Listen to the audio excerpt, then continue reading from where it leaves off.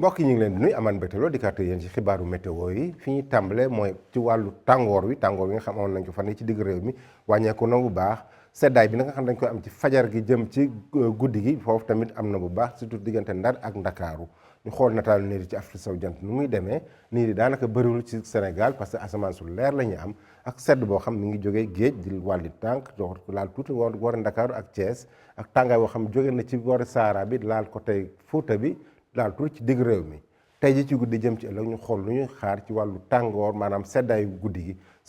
gi dinaa ràññale ci penku réew mi diggante Thiès ak Ndar foofu fukki degré juróom benn la ñuy am fu mel ni Ndakaaru fukki degré juróom ñaar fukki degré juróom ñett ñu am ko Mbuur fukki degré juróom ñaar ñu am ko Ziguinchor foofu tamit fajar gi dina sedd ak guddi gi fukki degré juróom ñett tamit nañ ko am fële ca Sédhiou tàngaay bi nag ñu commencé ko am tuuti ci digg réew mi diggante Kaffrine ak côté Kaolack foofu ñaar fukki degré benn la ñuy am bu ñu demee ba ci kaw Podor ñaar fukki degré lay am mais raw gàddu gi nañ ko am Kédougou na am ñaar fukki degré juróom ñaar fukki degré ñett ñu am ko Tambacounda ñaar fukki degré ñaar ñu am ko diggante Matam ak Bakel bu ñu demee ba ci guddi gi bëccëg gi maanaam bëccëgu samedi bi ñu xool tàngoor bi muy demee Ndakaaru mooy gën a feex parce que Ndakaaru na am ñaar fukki degré benn foofu na am peex ñaar fukki degré juróom ñeentam ñu am ko Thiès ci des yëpp fanweer degré dina dépassé wu fu mel ni Ndar fanweer degré lay am bu ñu demee ba ci suuf côté Casamance bi fanweer degré juróom ñu am ko Ziguinchor ak Sédhiou ñeent fukki degré nag ñu commencé koo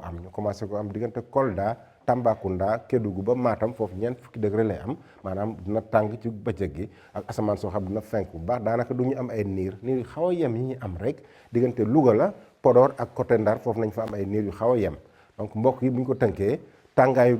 guddi bëccëg bi fes na boo lool mais sedd bi na mi ngeen def ba tey diggante guddi gi jëm ci fajar surtout diggante Ndar ak Ndakaaru donc ci mbokk yi ci image yi nga xam ci Ila Touba bi lañ leen tàggoo mais bu leen fàtte nag